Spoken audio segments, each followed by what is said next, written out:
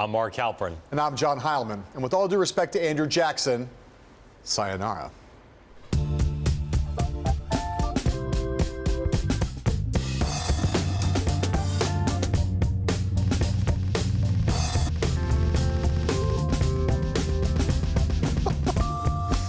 Happy, glorious, amazing, fantastic 420. All you fans of the demon weed out there and the people who love them will not try to make too many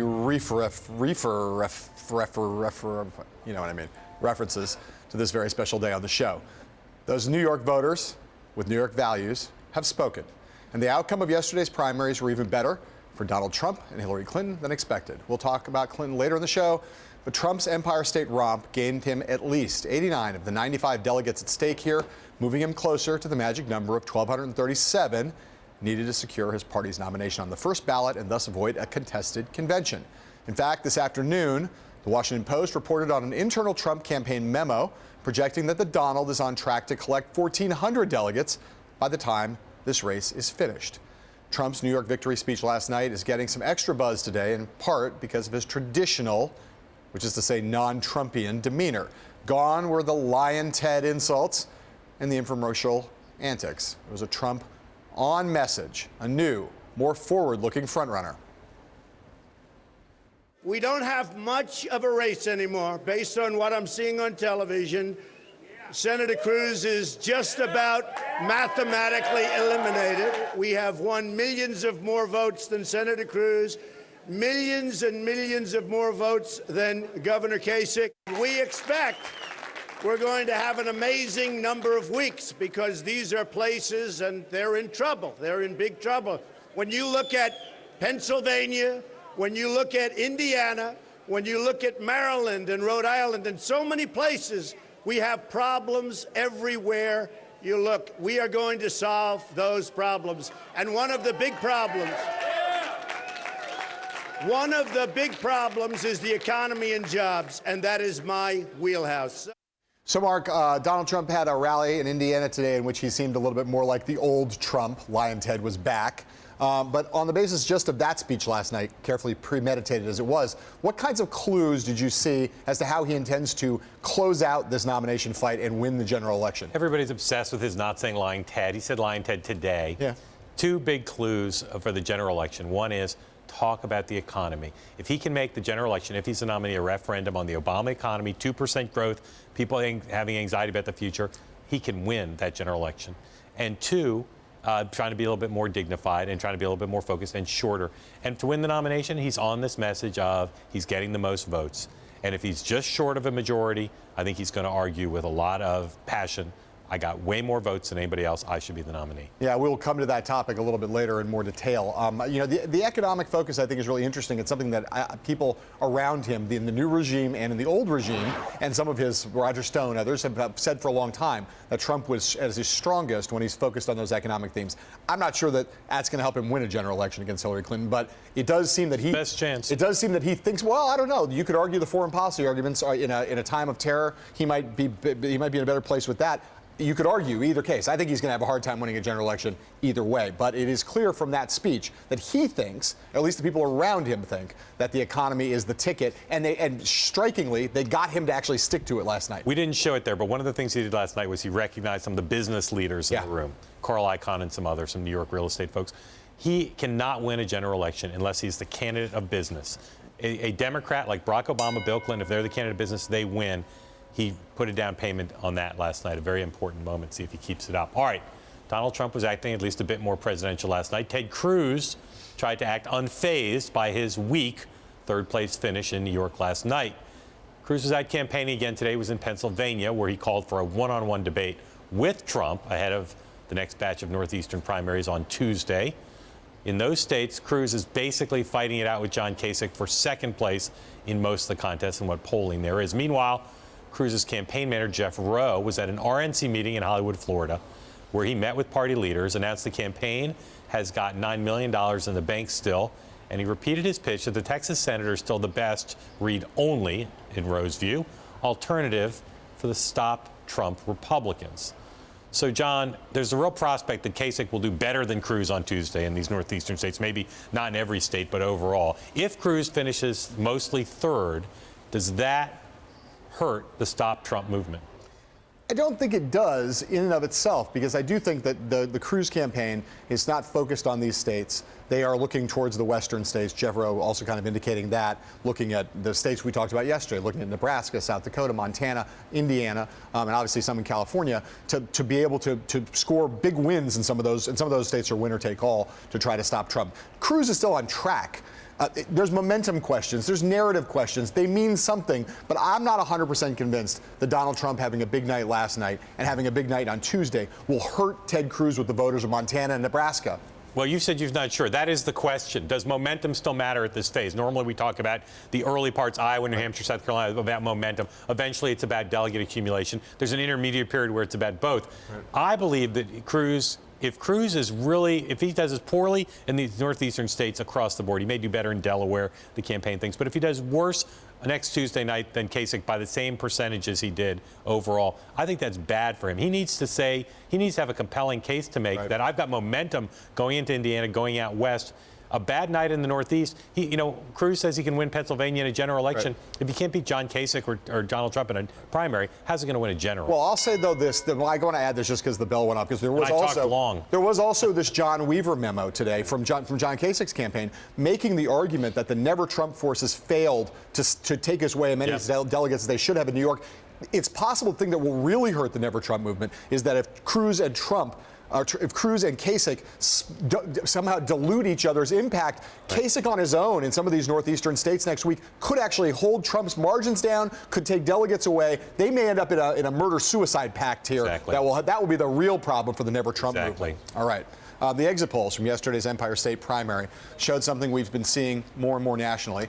68% of New Yorkers said that if no Republican candidate gets to 1237 before the convention, the nomination should go to the person with the most primary votes. In other words, almost certainly, I think probably mathematically certainly, Donald Trump, even if the party thinks there is a better candidate who's out there. That's precious ammunition for the Trump campaign, which has been trying to convince delegates that their man deserves to win, even if he falls short of that magic 1237 threshold. So, Mark, there are obviously arguments, counter-arguments, but are any of those arguments powerful enough to trump the Trump argument? It's very hard to trump the Trump argument, particularly if he keeps winning big in the popular vote. I think the strongest argument they have is this is a private organization, there are rules for picking a nominee, and electability. And that's what Kasich and Cruz are arguing. Even Cruz, whose electability case based on public polling isn't as strong as Kasich's, is arguing Trump can't win a general. That is going to have to be their strongest argument. It's going to be July. The general election will be in sight. Do we want to nominate someone who looks weak as a general election candidate? That's the best I think they're going to have. Look, the reality here is, and I say this, we have various people who are heralding Trump's rise right now and the resurrection in New York and what's going to come on in the future. The bottom line is if Donald Trump goes to the convention with fewer than 1,237 delegates, if he comes in 10 delegates short, 100 delegates short, 200, any of those cases, he will be a historically very weak Republican nominee. Mitt Romney had the magic number by this point in the contest 4 years ago. Oh, no, he didn't. No, really? No, he didn't. He had about 100 more delegates than Trump. 100 more. So when did he actually lock up? And towards the end of the process to actually lock up. Normally, you become the de facto nominee, everybody quits and gives up. Right, yeah. Trump is not that far behind. Well, that bell rang way too early. We didn't even really get to the answer. All right, we're going to talk more about that topic, believe me. All right, when we come back, Hillary Clinton's victory speech and Bernie Sanders' spin master meltdown of sorts after this word from our sponsors.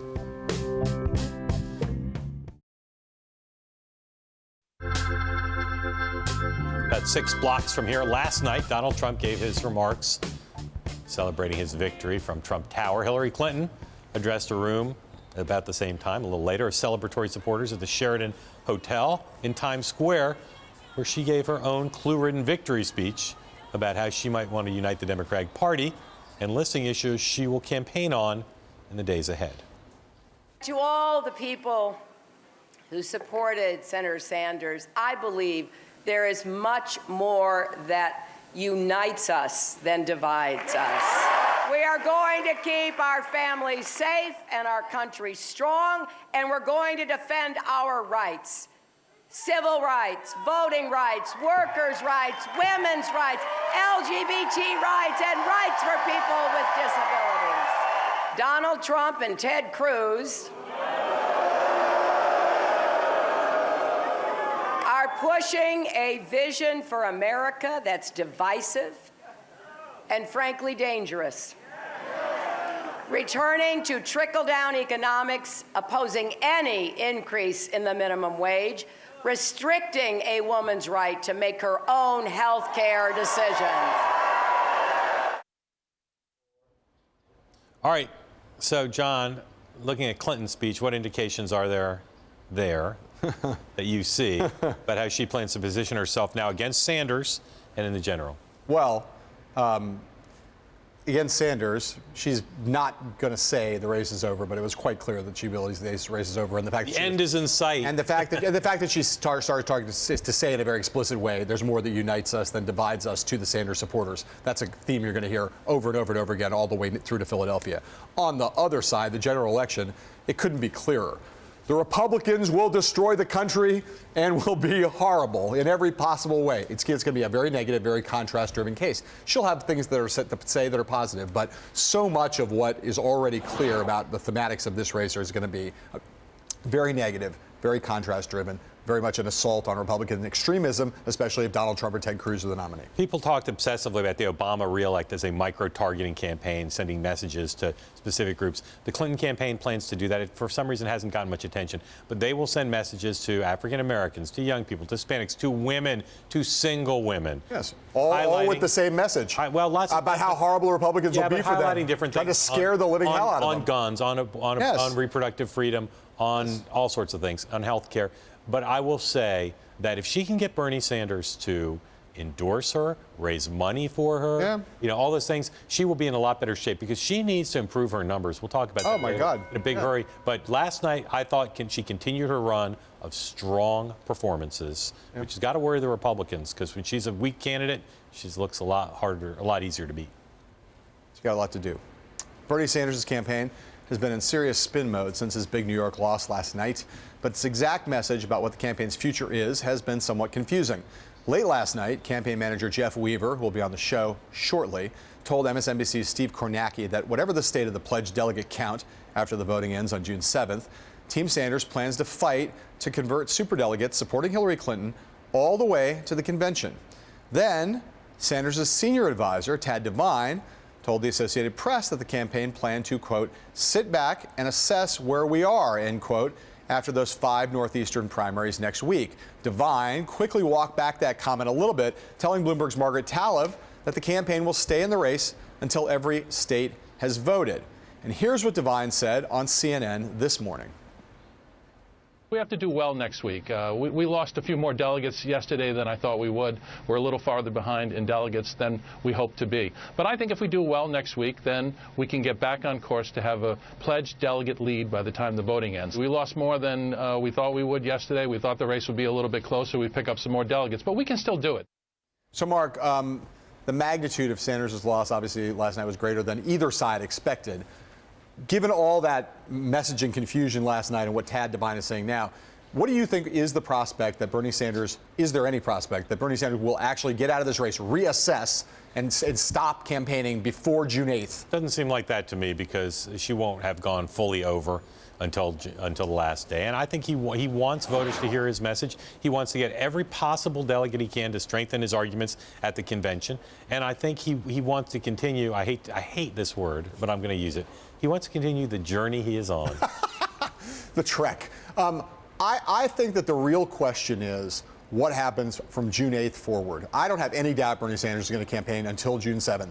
There's a question about what kind of tone he adopts, what kind of attacks he launches. All of that is to play for. That's number one thing that's still an issue. I don't know the answer to that, but I think he may back off a little. And then the question is after that. I think Tad Devine knows that if they're behind in pledged delegates, and certainly they're behind by a lot, they're not going to be out trying to convert superdelegates. That would be a fool's errand this summer. And I don't know why Jeff Weaver's even talking about it. We'll ask him about that in a minute. Yeah. The one thing that I think is going to be an interesting question is, as he starts to give his stump speech now, does he still call for her to release her speeches? Right. Does he still do those hard contrasts? what kind of advertising do they do? They still have a lot of money. They have to spend it on something. And does he want to build a movement that's durable? In other words, let's say he's not the nominee. Does he want there to be a movement that he leads from the Senate? And is there ways to build that and keep it together or not? And have it be a big force in the Democratic Party, which has, of course, never been his party. Yep. All right, up next, we'll ask Sanders campaign manager Jeff Weaver about all these very questions. No more speculation. Horse's mouth, Weaver's mouth, right after this.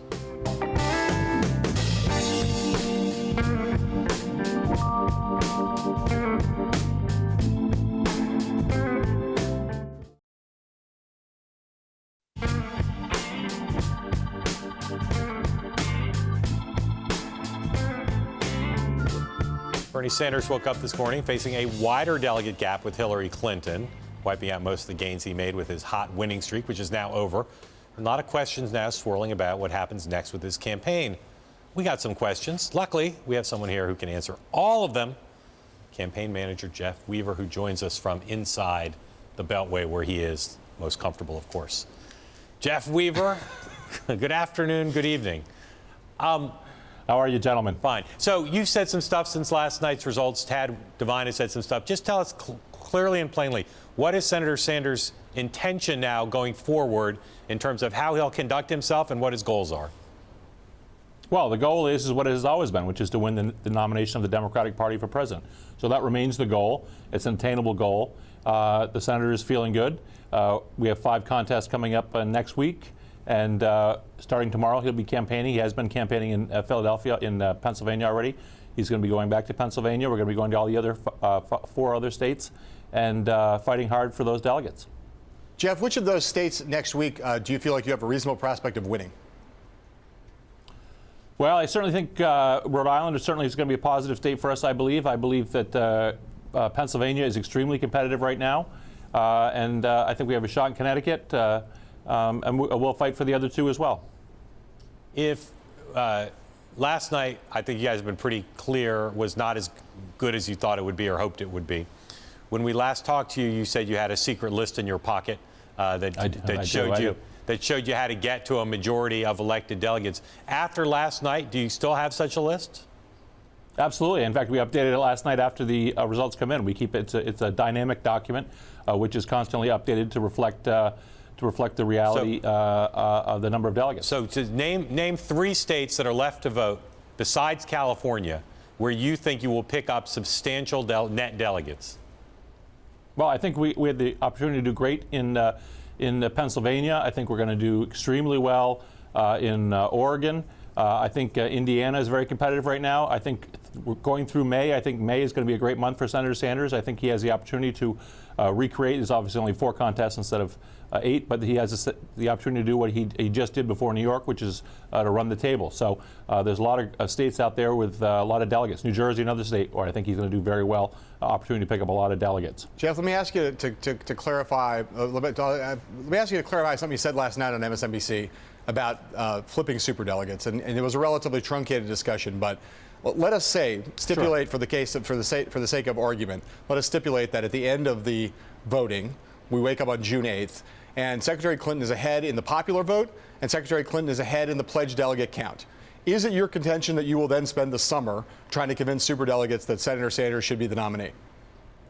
Well, look, clearly we would have to substantially close the delegate lead that the Secretary currently has. I mean, if it looks like it does today, that would seem to be a fruitless endeavor. If we have substantially closed the gap, if Senator Sanders has had a run of victories, if the general election polls continue to show what they show now and have consistently shown for a couple of months, which is he does better against every Republican than does the Secretary. In many cases, she loses to Kasich, in some cases Cruz.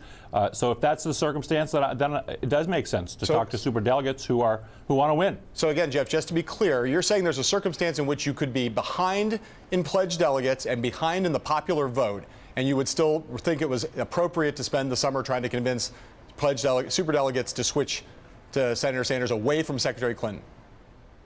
Well, right. Given what I just told you, yes. I mean, within that context. Have you ever been to the Clinton headquarters in Brooklyn? I have never been there. No. I haven't. I'm waiting for my invitation. I'm waiting for my invitation. I think the place must be filled with fainting couches, because the tender mercies of the people who work there, this has been one of the most mild, battles in terms of rhetoric I've ever covered between two candidates, and yet they really get upset when Senator Sanders or your campaign says anything about her. Nonetheless, there's this fetish now in the media and with the Clinton campaign about, will Bernie Sanders continue to criticize Secretary Clinton? So on issues like her Wall Street speech transcripts or paid speech transcripts, on issues like her position on Wall Street or position on the Iraq War, will Senator Sanders back off, continue the same, or escalate rhetoric on those comparative issues? Well, look, this campaign is about a comparison between candidates. So on the substantive issues of the campaign, and that includes how people raise money, how you raise money is a substantive issue, demonstrates your commitment to real campaign finance reform. He's certainly going to keep talking about that. He's going to keep talking about the differences on fracking, on Wall Street, on climate change, on minimum wage, and he's been for $15 forever as secretary. Yep. Maybe for 15, maybe for 12, I don't know. So for those Clinton people who say, fine, let him keep running, but he should really ramp down the rhetoric that could hurt Secretary Clinton in the general election, you say what?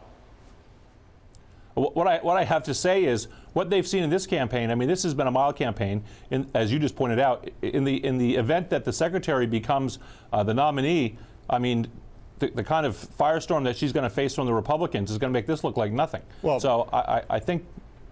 Well, Jeff, obviously it's true that she would face a lot of criticism from Republicans. I think the concern on the part of Clinton people is that you guys have ratcheted up and are criticizing her on her character, criticizing her on her judgment, suggesting she's not qualified at one point during the New York primary, now accusing them of breaking the law on campaign finance, that those things are giving ammunition to Republicans that will eventually be deployed against her. Again, what do you have to say about those charges? Well, first of all, I think that those charges are baseless. The question of judgment has been an issue in this campaign from the very beginning, her support of the Iraq War being the sort of prime example of her bad judgment. But let's be clear. Those of us who know politics know that there's an oppo book on Secretary Clinton in the Republican headquarters that's probably 3 feet thick.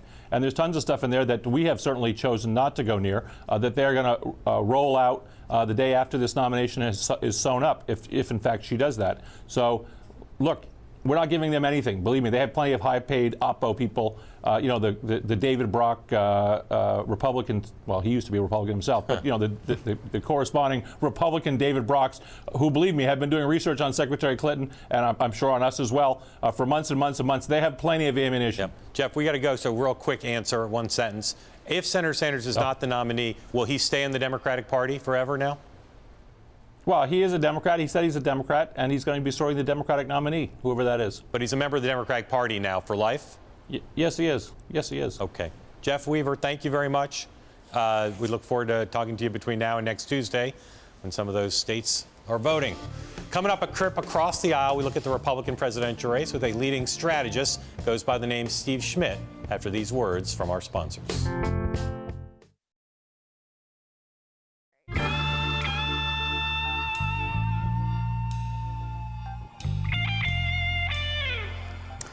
Before the break, we were talking Democrats, so now let's turn to Republicans. Joining us now is a Republican strategist, former senior advisor to John McCain's 2008 presidential campaign, MSNBC political analyst, and Woody Harrelson lookalike, Steve Schmidt. Steve, thanks for coming on. Happy 420. Happy 420 to you, John. Thank you very much. Important day for both of us, I know. Let me ask this question. This morning on Morning Joe, you were insistent, emphatic, like no question in your mind, Donald Trump is going to get to 1237 by the end of the nominating contest. June 8, we were going to wake up. Donald Trump will be the nominee on the first ballot. What gives you that level of confidence that you are just for sure it's going to happen? I think if you generously apportion a couple of Western state wins to Ted Cruz, you look at the northeastern states, you look ahead to California, 170 plus delegates, winner take all by congressional district, 20-point lead. Very difficult for me to see any scenario where he doesn't clear 1237. And I think the worst he does is he clears it by 60, 70 delegates. I think he'll be right up around 1,300 when we wake up on June the 8th. That having been said, if you took over the Cruz campaign tomorrow, what would you do? There's not a lot they can do. Look, they've been trying to narrow this to a two-person race from the beginning, and I think there was one point where the great danger for Donald Trump was that he would be in a position having to fight in a two-way race to his ideological right. But I think that moment is past, and I think the conservative litmus test, such as it is not an ideological one. It's a strength test, and Donald Trump has trumped Ted Cruz on that test. And so Ted Cruz right now, when he's tried to, for so long, make this a two-person race, comes in third place in New York behind John Kasich, somebody that he's called for to get out of the race because he's simply a hindrance. There's no rationale You know what for I'd say his if I were John candidacy. Kasich? I'll give you your two-person race, buddy. Right. I finished second. Exactly right. So I think that Ted Cruz, I think that was a really bad night for him last night.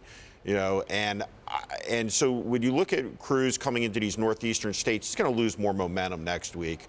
He's going to have a real tough time in this part of the country. So is Mitt Romney right that the fact that this is a three-person race, that Kasich has stayed in, that Cruz has stayed in, that there's been a split in the never Trump world, the anti-Trump vote, is that part of why Donald Trump's going to get to 1237? Is that I don't. You know, we talk about the never Trump movement. I don't for a practical effect.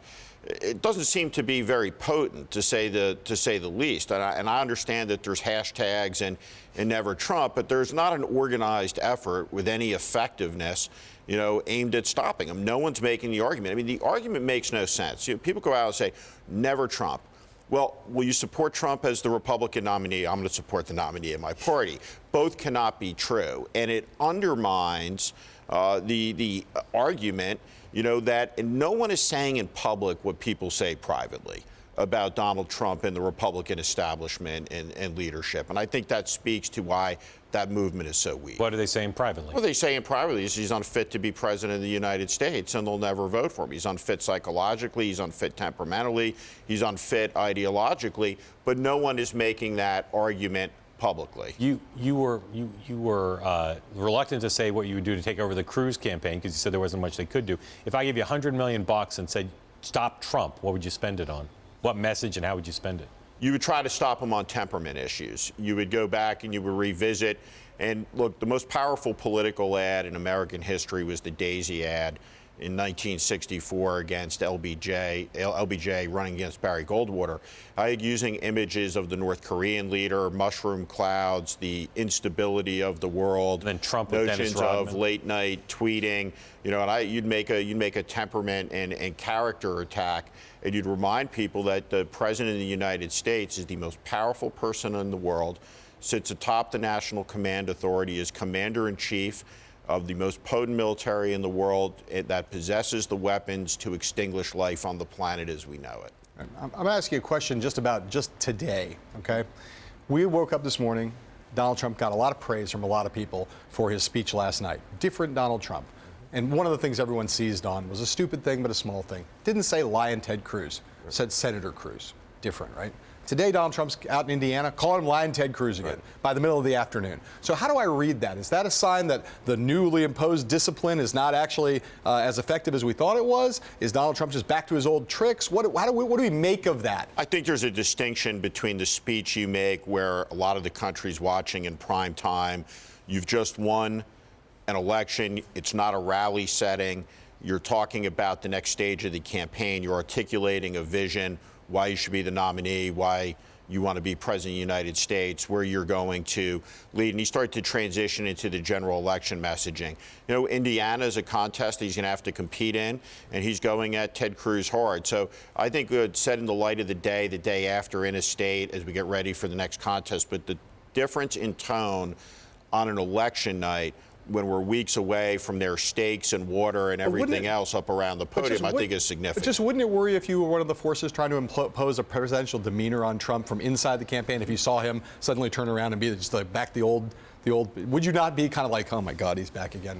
I think the issue is not the use of lying Ted. The issue is comportment. Can he comport himself the right way at the right times? Can he show the appropriate dignity required of the American head of state? Less than 30 seconds. If one of your other old bosses, Dick Cheney, gave a big speech saying Donald Trump should not be our nominee, would that hurt Trump's chances or not? I think at one moment in time, it would have hurt Trump's chances. I think Dick Cheney is a deeply respected figure inside the conservative movement. inside the Republican Party. But I think it's very, very late in the day for anybody to go out and to make that argument. And look, Mitt Romney is a person inside the Republican Party that has a lot of affection, has a lot of respect. He went out, he gave a speech. I think the effect of that speech, was not particularly injurious to Donald Trump's chances. Steve Schmidt, thanks again for stopping by. Come back again real soon. We'd like to have you back soon. We'll be back here in a minute talking about Donald Trump so fast your head will spin. Be sick of spinning. I mean, sick of winning. After this quick break. Be sick.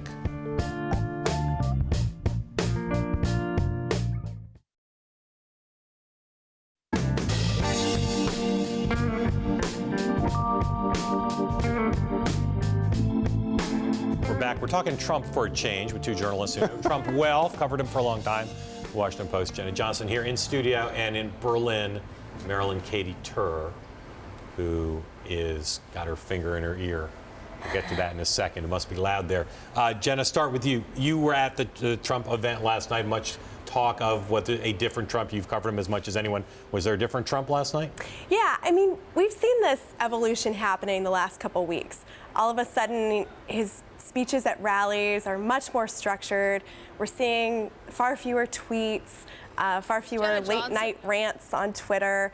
And it kind of all culminated into this 8-minute speech that he gave last night that was very focused. He ran through the points that he wanted to make. He didn't name call. He didn't even mention Hillary Clinton. And he was done. He didn't take any questions from the audience, and more like a speechlet. Yeah, exactly. Katy, another change is this talking point memo that the Washington Post has and you obtained from the campaign. Talk about why this memo about delegates, about message is so distinctive and does represent a change.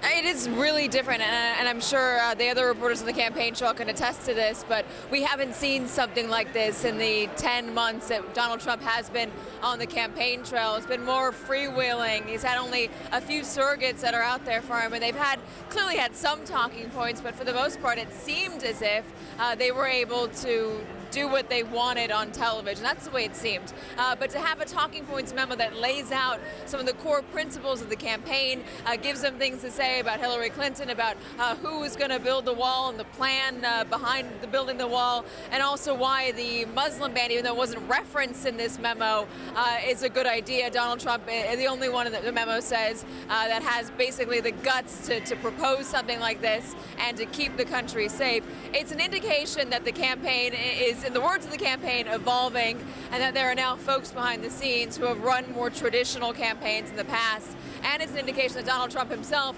might start to become more of a traditional politician. Now, there are sources in the campaign who say that this is a really bad idea, that Donald Trump has succeeded this far by being himself, by going from the gut, by being anything but presidential, by being anything but a politician. But then there are those, including the ones that are closest to him, who believe that in order to get the nomination and then go into the general, he's going to need to change his tune even a little bit. Mark? I'm going to come back to Katy and ask her something in a second about that memo, but Jenna, first from you.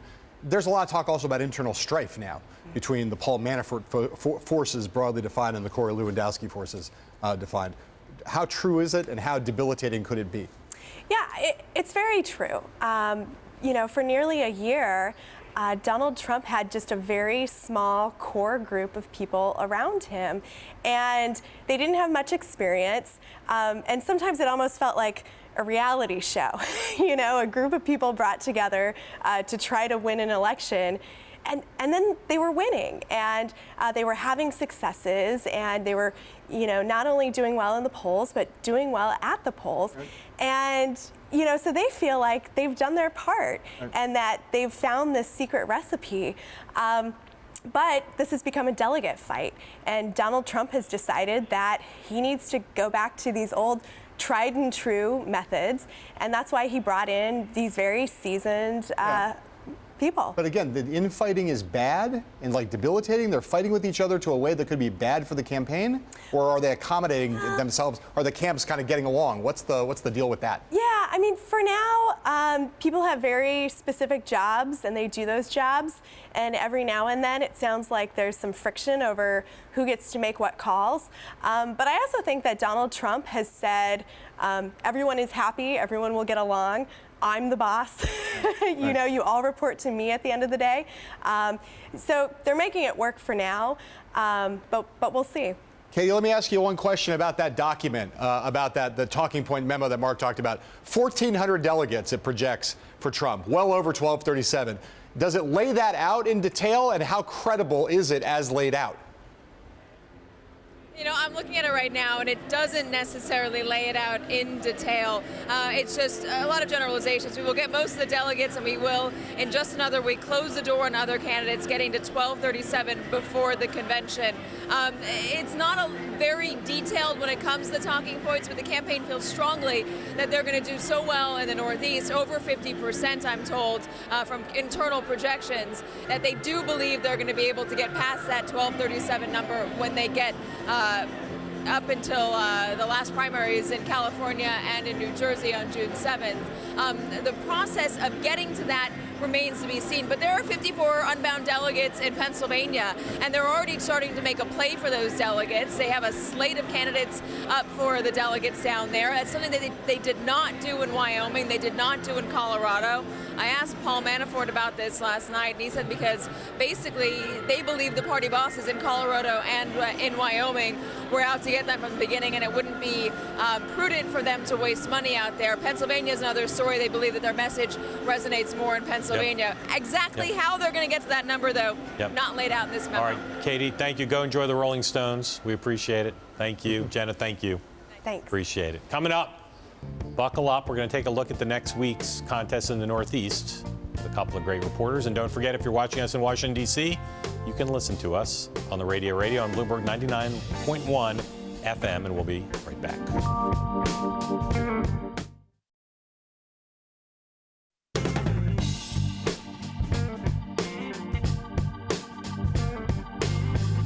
With New York in the rearview mirror, the political press is descending on the Republican National Committee meeting in Florida, as well as 5 northeastern states voting on Tuesday.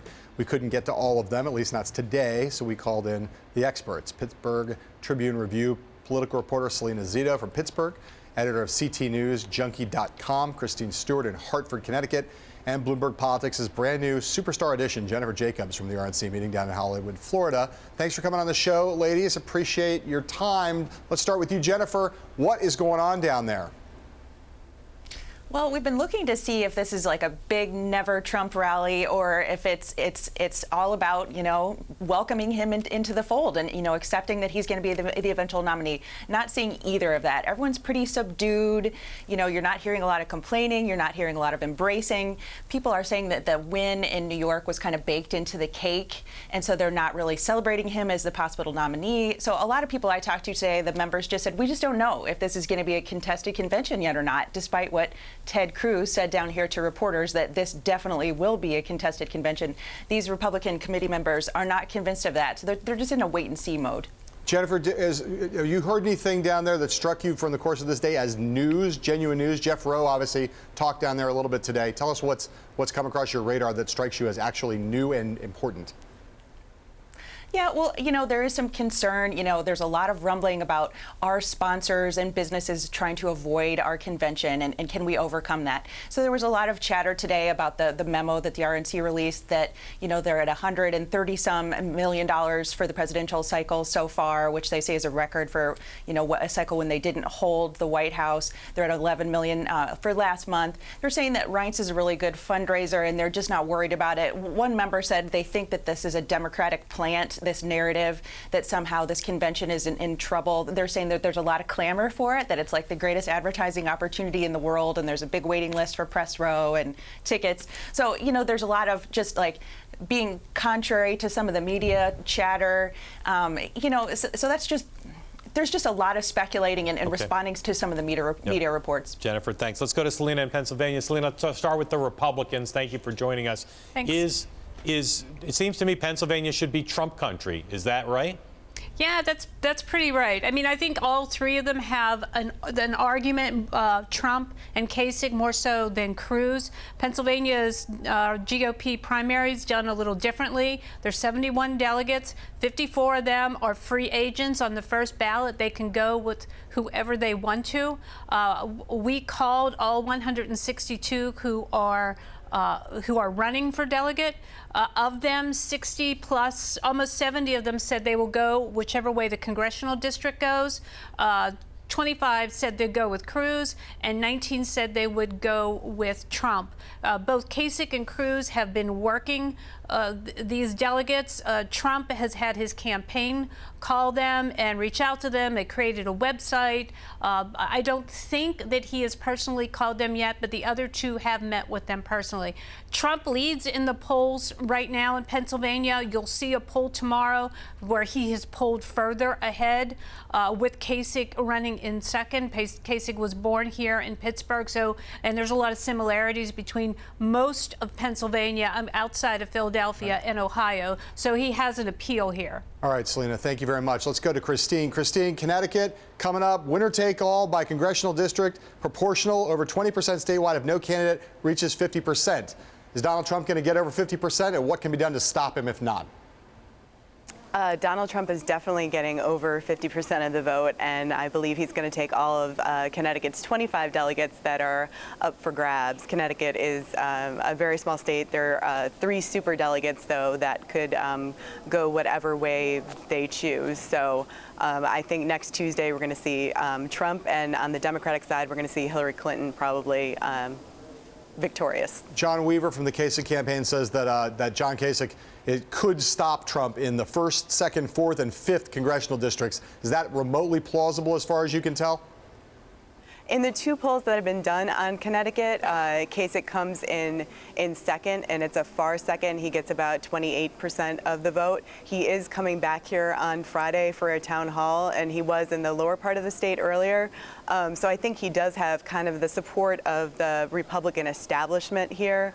There were no Republican officials at the Trump rally last Friday, so you know, he may be able to take maybe 1 congressional district. Right. Real quick, we have about 30 seconds here on the Democratic side. Is Hillary Clinton likely to win a New York-sized victory in Connecticut? I know you said she'd likely win, but will it be that big?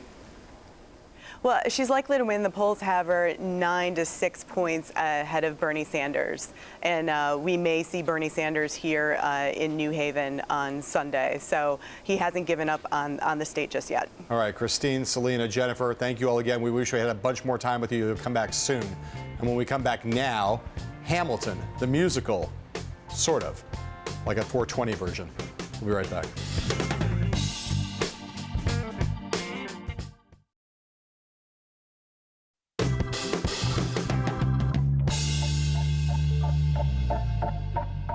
Some really big news today. The Treasury Department announced that Harriet Tubman is going to replace Andrew Jackson on the front of the $20 bill, which means that Alexander Hamilton is no longer on that $10 chopping block, as was originally announced. We decided the best way to tell this story was through parody in the style of the hit musical that saved our man on the tenor, Hamilton. How does a bastard, orphan, son of a whore and a Scotsman, forgotten, known for being shot, save his spot on the 10 when men went out of fashion on cash and they asked, when will we see a woman on some tender? Remember? Other gender, but this hip-hoppin' chart topper that wouldn't flop got the block talking, web tweeting, and saw his stock soaring, and now pouring for a once boring forefather. Another offer, another Anglo-Saxon, Andrew Jackson, on there for years, rough career, trail of tears, and in his place on the 2-0, a hero. Abolitionist, picture this, Alexander safe and a new face. But on what date? Just you wait, just you wait. Huh. Coming to a $20 bill near you. Oh my God, how good was that? That's pretty good. I just, you know, I mean, our guy, Alexander Trowbridge, hip-hop genius. Incredible. He writes, he hip-hops. Amazing. BloombergPolitics.com has all the 2016 coverage you need, including a great new Business Week story by Max Abelson about the rise and fall of the tastiest vodka of all. That would be Trump vodka. Coming up on Bloomberg West, Emily Chang. She'll be speaking to the CEO of the Huffington Post. Until tomorrow, when Mark and I will be back here, we have one word for you, and no, it's not 420, it's sayonara.